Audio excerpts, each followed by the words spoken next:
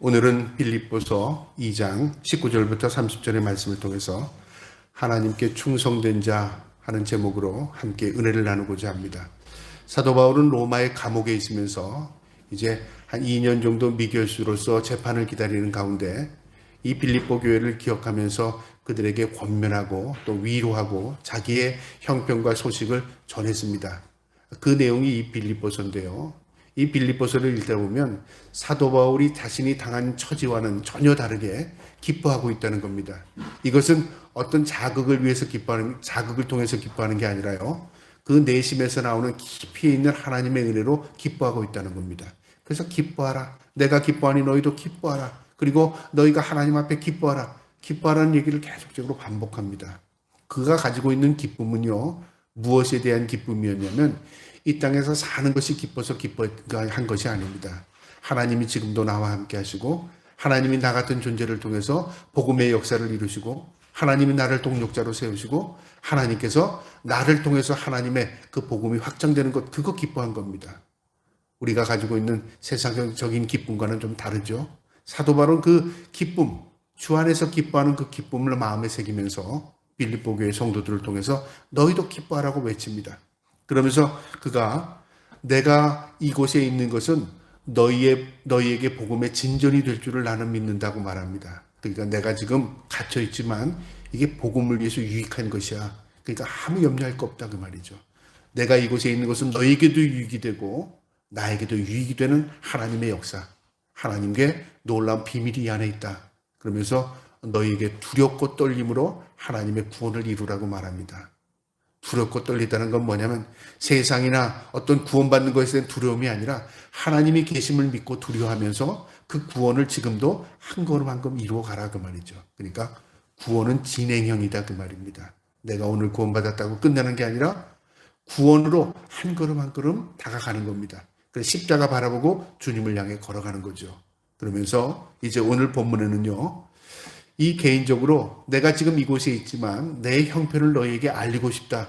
그런 마음이 드는 겁니다. 왜냐하면 빌립보 교회가 좀 더 힘들어질까봐. 그리고 빌립보 교회가 혹시 왜곡되고 오해될까봐. 그래서 내 지금에 있는 형편을 너희에게 알리고 싶은데 그러기 위해서 너희가 나를 위해서 보내줬던 에바브로디도를 너희에게 보낼 거고 그 다음에 나의 신실한 영적인 아들 동력자인 이 디모데를 너희에게 보내서 내 소식을 전하고 싶다는 내용입니다. 그러니까 자기네 형편을 지금 알리고 싶은 것이 사도 바울의 마음입니다. 그래서 이 19절부터 30절의 내용은요. 이 디모데에 삽입된 자기의 형편을 지금 아르는 내용인데요.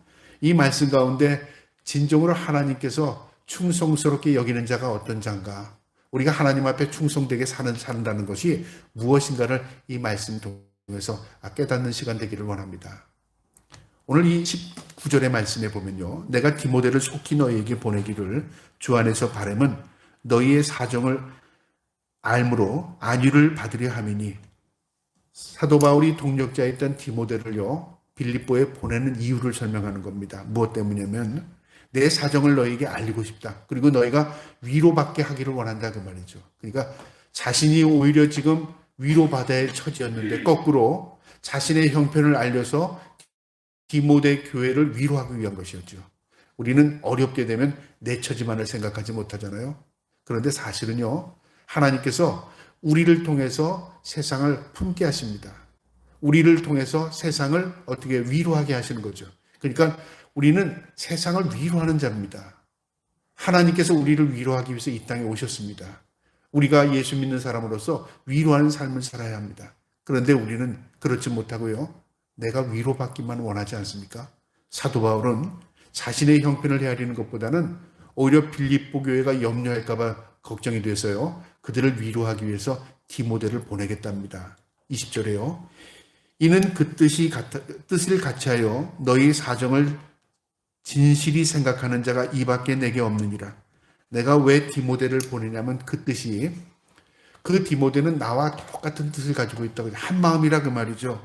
내 영적인 아들일 뿐만 아니라 나와 똑같은 고난을 받고 나와 똑같은 생각을 하고 또 내가 진실하게 내 마음을 전달할 수 있는 자가 디모데밖에는 없다 그 말이죠. 자, 디모데가 어떤 사람이었기에 그랬을까요? 디모데는 젊은 사람이었는데요. 사도 바울이 1차 복음 전도 때 디모데를 만나게 됩니다. 하나님의 은혜로요. 그 디모데가 사도 바울을 만나고 예수 그리스도를 영접하고 그리고 세례받습니다. 그리고 그가 2차 전도 여행 때는 사도 바울을 따라다니면서 가진 고난을 함께 당합니다. 그리고 복음을 전하는 자로 사용되는데요. 사도 바울이 갈 수 없는 곳에 디모데가 갔고요. 또 사도 바울의 말을 따라 디모데가요 파송받기도 했습니다.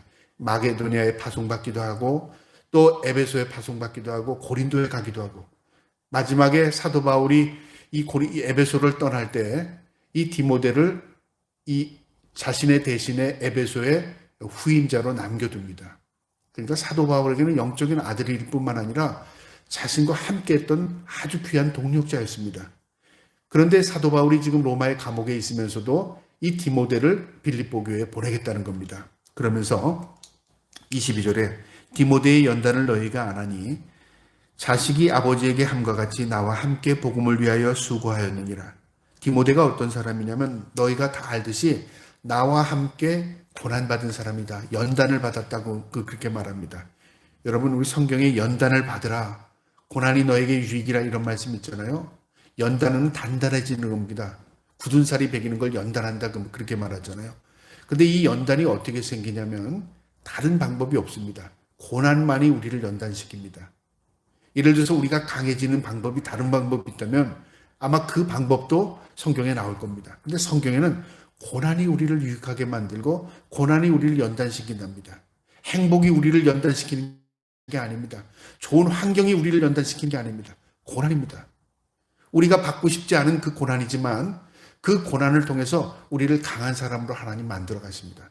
그래서 고난이 내게 유익이 됩니다. 사도 바울은 디모데를 생각할 때 이 디모데가 동력자로서 내가 받은 고난 그도 받았다 그 말이죠. 함께 감옥에 갇혔고 함께 복음을 통해서 그가 어려움을 당했고 디모데의 성격을 가만 성격을 보면요. 그는 굉장히 내성적인 사람이었던 것 같습니다. 그리고 굉장히 철저했던 사람이에요. 몸이 아파도 말을 하지 못했고 또 그가 또 자신의 그것들을 제대로 표현하지 않았던 것 같아요.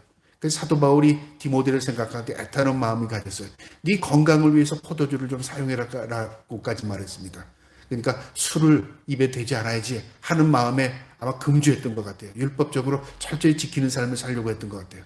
그때 사도 바울이 그렇게 얘기한 거예요. 네 건강을 위해서 포도주 마셔도 돼. 네 건강을 좀 챙기면서 살아. 너 그렇게 너무 철저하게 그렇게 하지 말고 하나님의 은혜를 고백하면서 그렇게 살아라. 위로하는 말도 있습니다. 어쨌든 디모데는요. 사도 바울처럼 많은 고난을 통해서 연단을 받았던 사람입니다. 근데 사도 바울이 디모데 후서에 보면 이런 말씀도 합니다. 디모데 후서 1장 8절에요. 디모데에게 하는 말입니다. 그러므로 너는 내가 우리 주를 증언함과 또 주를 위하여 갇힌 자 된 나를 부끄러워하지 말고 오직 하나님의 능력을 따라 복음과 함께 고난을 받으라. 사도 바울이 너 나 부끄러워하지 마 그렇게 말합니다. 내가 고난받고 매맞고 그리고 쫓겨다니고 도망다니는 거 너 부끄러워할 게 아니야. 영광이 된다. 그리고 그가 함께 뭐라고 말하냐면 내가 받은 고난처럼 너도 복음과 함께 고난을 받으라고 말합니다. 여러분 어떤 사람이 내가 받은 고난 너는 받지 말기 원한다. 사랑하는 사람일수록 그렇잖아요. 야 내가 고생했지 너는 나 같은 고생하지 마라. 우리 자녀들에게 그렇게 말하잖아요. 사도 바울이 영적인 아들 디모데에게 사랑하는 마음으로 복음을 위하여 나가 받은 고난 너도 받아라 그렇게 말합니다. 과연 이게 뭘까요? 사도 바울은 이미 알고 있었습니다. 고난이 그를 연단시키는 걸 알았습니다. 고난이 그를 훌륭한 하나님의 사람으로 만들 줄 알았다는 거죠. 그래서 사도 바울이요 디모데를 생각할 때 마음 아파했지만 그러나 그를 하나님께서 온전히 고난으로 세워줄 줄 믿었다는 겁니다. 그래서 복음을 위하여 수고하였느니라. 이 빌립보 교회에게 이 사도 바울을 칭찬하면서 사도 바울이 디모데를 얘기하면서요 그를 청구하는 내용입니다. 23절에요. 그러므로 내가 내 일에 어떻게 될지를 보아서 곧 이 사람을 보내기를 바라고 내 일이 어떻게 된다는 건 무슨 말이냐면요. 사도 바울이 로마의 감옥에 있으면서 미결수로 2년 정도를 지내면서 재판을 여러 번 거쳤을 겁니다. 그러면서 최종 재판을 기다리고 있는 가운데 내가 지금까지의 이 흐름을 보니까 풀려날 것 같다. 예측이 가능하거든요. 그래서 내가 최종 결과를 보고 그 결과의 소식을 이 디모데를 통해서 너희에게 알려주기 원한다 그 말이죠. 왜냐하면 빌립보 교회가 사도 바울을 염려하고 있으니까요. 그러니까 좋은 소식을 가지고 너에게 갈 수 있도록 내가 그를 보내기 원한다 그 말이죠. 그러면서 24절에요. 나도 속히 가게 될 것을 주 안에서 확신하노라. 나도 이 재판이 다 마무리된 이후에 너에게 디모데를 통해서 소식을 전했지만 내가 너에게 또 직접 갈 기회가 있을 거라 나는 확신한다 그 말이죠. 이 빌립보서를 쓴 이후에 사도 바울은 자신의 확신처럼 그는 빌립보 교회를 방문합니다. 그러니까 하나님께서 그에게 깨달음을 주신 것 같아요. 그래서 사도 바울은 로마에서 2년 동안 그는 미결수로서 재판을 기다리면서 이 옥중서신을 기록할 수 있는 하나님의 은혜가 있었고요. 그리고 그가 풀려난 이후에 다시 사랑하는 빌립보 교회 성도들을 만나게 됩니다. 어쨌든 이 빌립보서에서는요, 그것을 예측한 겁니다. 내가 너희를 다시 기쁨으로 만나게 될 줄 나는 원한다. 그렇게 말한 거죠. 그러면서 25절에 또 한 사람을 청구하는데 그러나 에바브로디도를 너희에게 보내는 것이 필요한 줄로 생각하노니 그는 나의 형제요 함께 수고하고 함께 구사된 자요 너희의 사자로 내가 쓸 것을 돕는 자라. 그 다음에 에바브로디도에 대해서 이야기하는데요. 이 에바브로디도는 어떤 사람이냐면 거꾸로 사도 바울이 로마의 감옥에 있으면서 디모데를 보내겠다고 그랬잖아요. 자기 소식을 위해서. 이 빌립보 교회가 성도 가운데 충성스러운 한 사람이었던 이 에바브로디도를 누구에게 보냈냐면 사도 바울에게 보냈습니다. 사도 바울을 돕도록. 그리고 사도 바울의 물질의 필요를 채우기 위해서 연보를 함께 보냈던 사람입니다. 구제금을요. 도우라고. 그러니까 빌립보 교회의 마음을 전달한 사람이 에바브로디도입니다. 그런데 에바브로디도가 사도 바울을 돕는 와중에 그만 병이 들었습니다. 오늘 성경을 보니까 죽을 병에 들었답니다. 그러니까 돕는 건 고사하고 이제는 사도 바울이 걱정거리가 된 거예요. 아마 에바브로디도는 사도 바울이 로마의 감옥에서 풀려나기까지 함께할 마음으로 왔을 겁니다. 물론 빌립보 교회도 그런 마음으로 사도 바울을 도우라고 보낸 거죠. 그런데 돕다가 그만 에바브로디도가 죽을 병에 걸린 겁니다. 그러니까 사도 바울에게도 무거운 짐이 되었고요. 빌립보 교회에게도 짐이 되었고 당사자였던 에바브로디도도 죽을 병에 걸렸지만 자기도 짐이 된 겁니다. 돕지는 못하고 오히려 도움을 받는 처지가 되어버린 겁니다. 그러니까 이런 문제를 사도 바울이 해결하기 위해서요. 물신양면으로 에바브로디를 또 간호했겠죠. 도왔겠죠. 그러면서 그를 얘기합니다.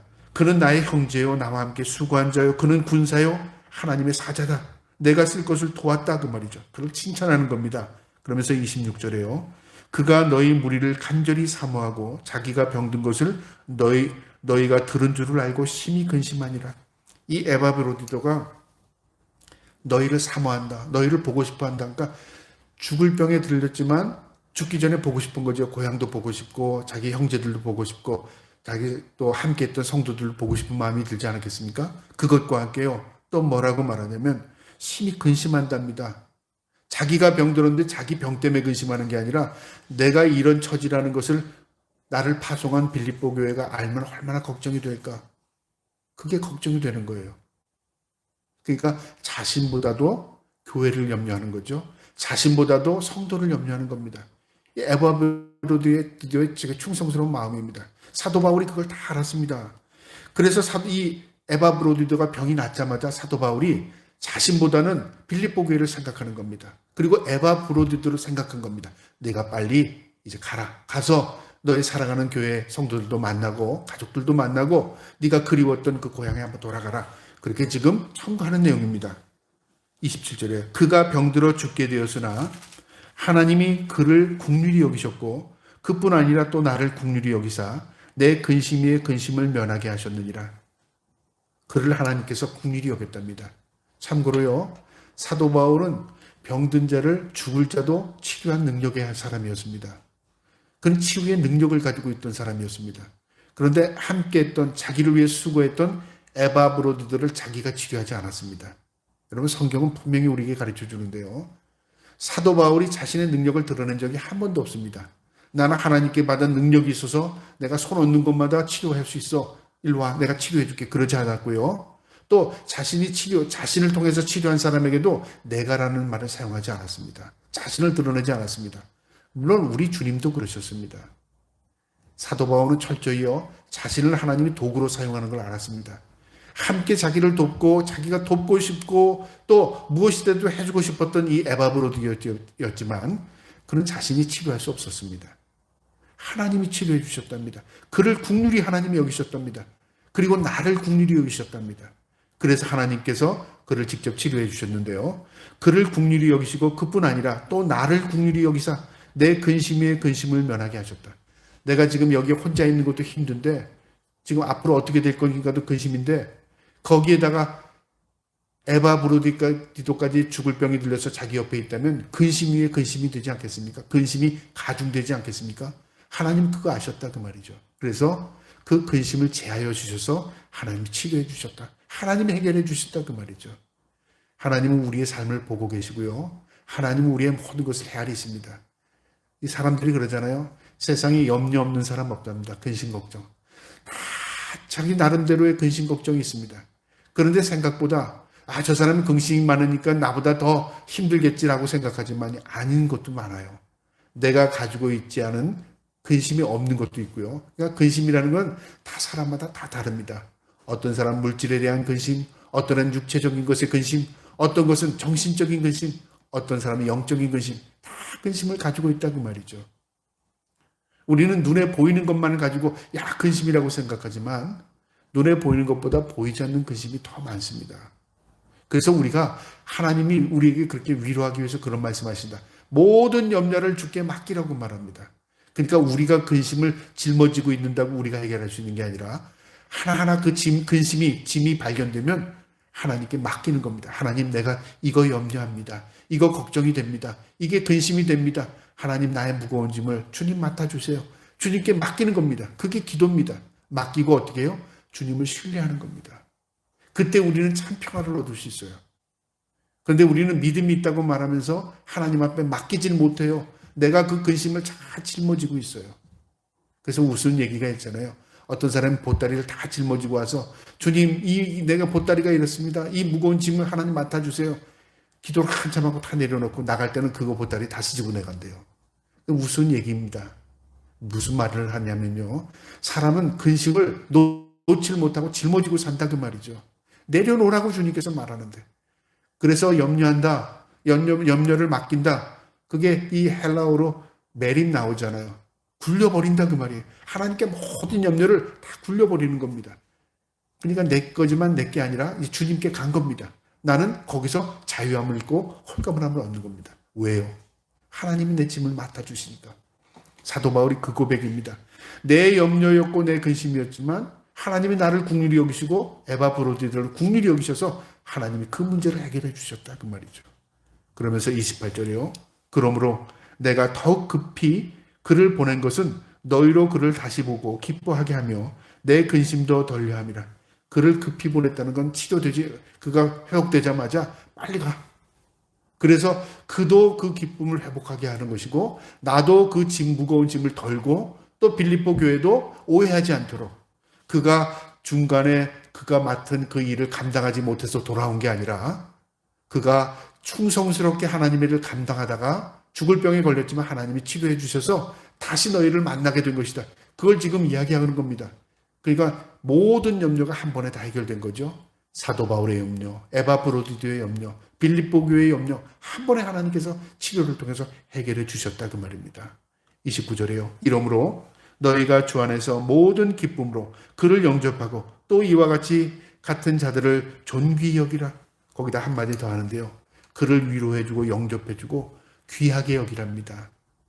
여러분 이 말은 사도 바울이 그를 귀하지 못한데 너희가 좀 대접해주라 그 말이 아닙니다. 사도 바울의 마음에는요. 그가 끝까지 남고 싶었지만 자기 뜻대로 되지 않았지만 하나님이 이미 다 받으셨다 그 말이죠. 귀히 여겨주셨다 그 말입니다. 우리는 어떤 일을 볼 때 저 사람이 했냐 행하지 않았느냐로 보지 않습니까? 근데 하나님은 그렇지 않으신 것 같아요. 그의 마음을 보시는 것 같아요. 선교의 역사를 보면요. 우리나라에 복음이 들어올 때 선교사들이 들어오기도 전에 바다에서 죽은 사람들이 많습니다. 폭격을 맞아서. 그가 강화도에 선교사들이 들어올 때 우리가 그 외국 배를 침몰시켰거든요. 그 선교사들이 그 배 안에서 그냥 죽었습니다. 그러니까 한마디도 예수 그리스도를 전파하지 못했어요. 그런데 그 예수 그리스도가 전파됐으니까요. 그래서 우리는 그게 재물이라고 말하기도 합니다. 우리의 관점에서는요, 무슨 일을 이루어야 이루어지는 것 같지만요, 하나님의 역사는 그렇지 않습니다. 하나님의 역사는 하나님의 방법대로 하나님이 사람을 사용합니다. 그가 그 일을 완성했던 완성하지 못했던이 중요한 게 아니라요, 그가 어떤 마음으로 그 일을 감당했느냐를 하나님 중요시 여겨요. 그게 충성입니다. 충성은 일을 잘했으니까 충성이고 너는 일을 못했으니까 결과가 없으니까 충성하지 못했다. 그렇지 않습니다. 충성은 하나님의 편에서요, 그가 어떤 마음으로 감당했느냐 그걸 보시는 거죠. 에바브로디도를 청구할 때 그는 하나님 보시기에 존귀한 자다. 그는 진짜 충성한 자다. 그렇게 에바브로디도를 청구하는 겁니다. 30절 마지막 절에요. 그가 그리스도의 일을 위하여 죽기까지 이르러도 자기 목숨을 돌보지 아니하는 것은 나를 섬기는 너희의 일에 부족함을 채우게 함이라. 한마디로 말하면 그는 충성을 다했다 그 말이죠. 그는 죽기까지 충성을 했고 죽을 뻔했지만 하나님께서 그를 긍휼히 여기시고 나를 긍휼히 여기셔서 그는 살려준 것이고, 그가 제대로 다 감당하지 못한 게 아니라 그는 이미 하나님 앞에 충성했고 충성을 하나님 받으셨다 그 말이죠. 오늘 이 말씀 가운데서요, 우리에게 진정으로 하나님 앞에 충성하는 자가 뭐냐, 하나님은 우리의 무엇을 보시는가, 그걸 한번 생각해 보려고 합니다. 오늘 이 두 사람, 에바브로디도와 디모데는요, 그는 한 사람은 아직 사도 바울의 그 말을 듣고 빌립보로 가지 않았습니다. 또 이 에바브로디도는 아직 돌아가지 않았습니다. 그러나 사도 바울이 이 두 사람을 놓고 그 사람들은 충성스러운 사람이라고 이야기합니다. 왜 그럴까요? 지금까지 그렇게 산 사람들이다 그 말이죠. 이 디모데는 나와 함께 고난을 함께 했고 지금까지 그는 충성을 다했던 사람이고, 또 에바브로디도는 내가 여기에 갇혀 있을 때 너희가 보내준 사람으로서 그 일을 완성하지 못했지만 충성스럽게 그 일을 다 감당했다 그 말이죠. 그 일이 뭐냐? 바로 믿음입니다. 믿음. 그래서 이 디모데를 서청구할 때요, 그는 꼭 그의 외조모, 그의 가족을 얘기합니다. 그의 아버지는 헬라인이었고요, 그의 어머니는 유대인이었습니다. 복음을 전하는 자로서, 특히 이 헬라 지역의 복음을 전하는 자로서는 언어가 굉장히 중요합니다. 하나님께서 그래서 사도 바울에게요, 디모데 같은 사람을 붙여준 거예요. 디모데는 유대인의 어머니가 있으니까 유대어도 했겠죠. 또 헬라 아버지니까 헬라어도 했겠죠. 그러니까 복음을 전하기가 수월했어요. 언어가 되니까요. 그리고 그는 충성스러운 사람이었어요. 그 믿음이 어디서 나왔냐면 그의 외조모부터, 외할머니 때부터 그는 믿은 사람이었다 그 말이죠. 그 일을 사도 바울이 얘기합니다. 이렇게 생각했어요. 믿음입니다. 여러분, 우리가 하나님 앞에서는 난 무엇을 볼까요? 믿음. 다른 것 보지 않아요. 그 믿음의 결과가 충성입니다. 우리가 믿음으로 산다는 게 그만큼 중요해요. 내가 천국에 가져갈 게 아무것도 없습니다. 뭐 가지고 가요? 하나님 앞에 뭐로서요? 믿음 가지고 섭니다. 디모데후서 1장 5절에요. 이는 내 속에 거짓이 없는 믿음이 있음을 생각하라. 거짓이 없는 믿음이 있었답니다. 이 믿음은 먼저 내 외조모 로이스와 내 어머니 유니게에 속하였나니 내 속에도 있는 줄을 확신하노라. 내 속에 있는 게 뭐예요? 너도 믿음이 있는지 확신한다 그 말이죠. 너의 외할머니, 너의 어머니, 너 다 믿음으로 산 줄 나는 확신한다 그 말이죠. 여러분, 가장 좋은 유산입니다. 저와 여러분이 우리 후손들에게 기도하시고 믿음으로 우리 후손들이 우리보다 더 믿음으로 온전히 살 수 있기를 기도하고 축복할 수 있기를 주님의 이름으로 축원합니다. 이게 하나님 앞에 충성입니다. 여러분, 충성이 입에 있지 않습니다. 충성, 나는 충성합니다. 나는 충성. 그게 아니라요, 그가 하나님 앞에 믿음을 보이고 산 겁니다. 충성입니다. 그 다음에요, 하나님 무엇을 보시는가? 바로 충성입니다. 그 다음에요, 하나님 무엇을 보시는가? 바로 충성입니다. 충성. 여러분, 디모데, 에바브로디도 다 충성했던 사람입니다. 디모데후서 2장 2절에 이런 말씀이 있습니다. 또 내가 많은 증인 앞에서 내게 들은 바를 충성된 사람에게 부탁하라. 그들이 또 다른 사람들을 가르칠 수 있느니라. 충성된 사람들에게 부탁하랍니다. 복음은 충성을 통해서 나갑니다. 충성된 사람들이요. 여러분, 오늘날 많은 사람들이 복음을 전하잖아요. 거짓 복음도, 왜곡된 복음도 많아요. 세상에 복음이 많습니다. 그 복음을 접할 때 이것도 맞은 것 같고 저것도 맞는 것 같고, 그리고 혼돈스럽지만 않지 않습니까?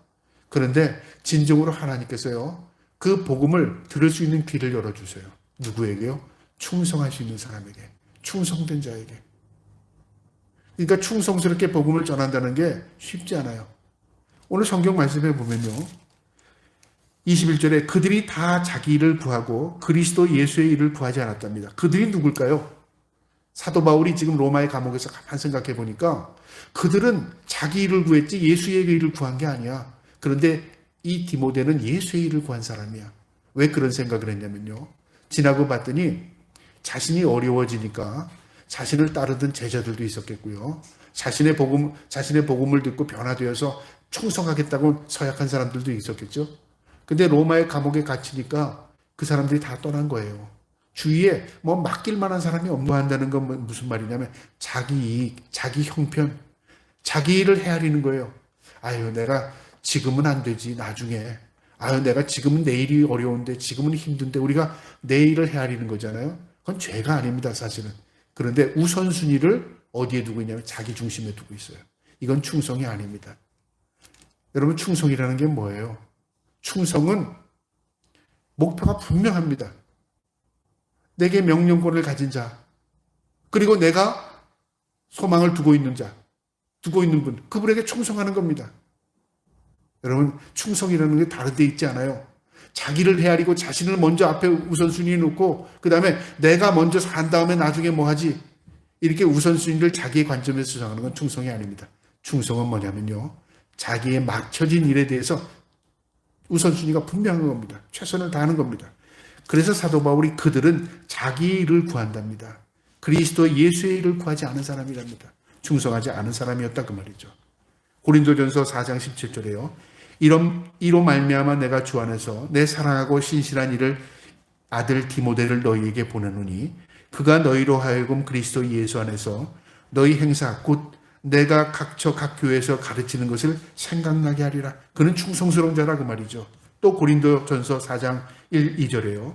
사람이 마땅히 우리를 그리스도의 일꾼이요 하나님의 비밀을 맡은 자로 여길지어다. 그리고 맡은 자에게 구할 것은 충성이요.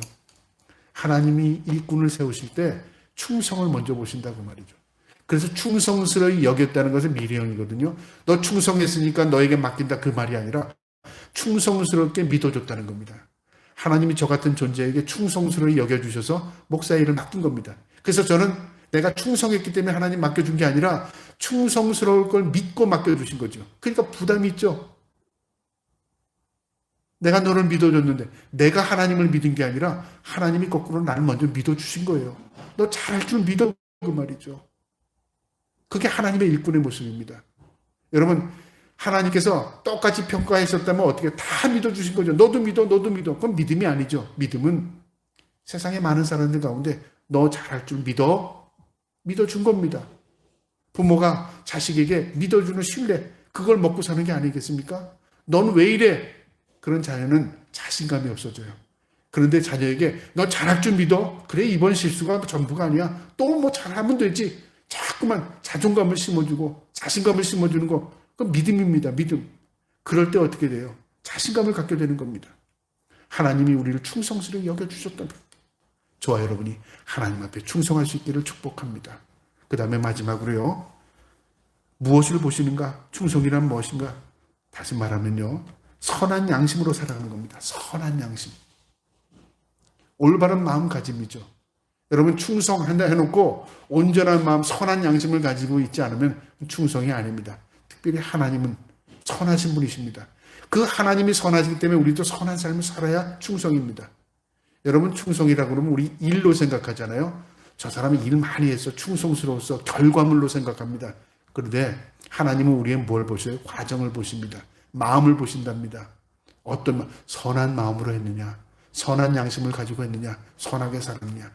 그래서 저는 하나님 앞에 서는 날이요, 뭐를 하나님이 평가할까? 우리 사람들에게 너 어떤 일 하다 왔어? 너 뭐 했어? 결과가 어땠어? 그거 하나님 물으시지 않는다고 저는 확신합니다. 하나님 너 어떻게 살았어? 어떤 자세로 살았어? 무슨 마음을 가지고 살았어? 충성을 물으신다고 생각해요.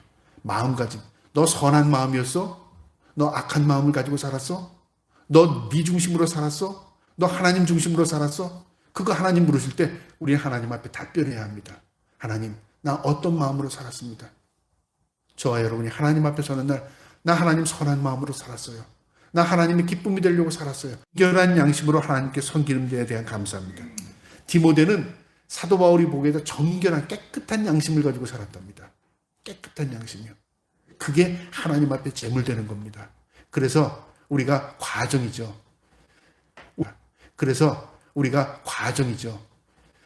우리가 믿음을 이루어 간다는 것은 뭐냐면요.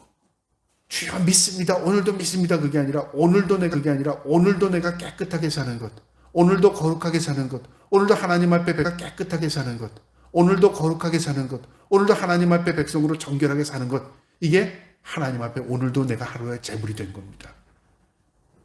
내 삶이 그래서 중요한 거예요. 언제까지요? 주님 만나는 그날까지. 좋아요, 여러분이 오늘도 내일도 하나님이 주신 그 깨끗한 양심 가지고 하나님 앞에 믿음을 고백하며 충성스럽게 살아갈 수 있는 저와 여러분 되기를 주님의 이름으로 축복합니다. 아멘.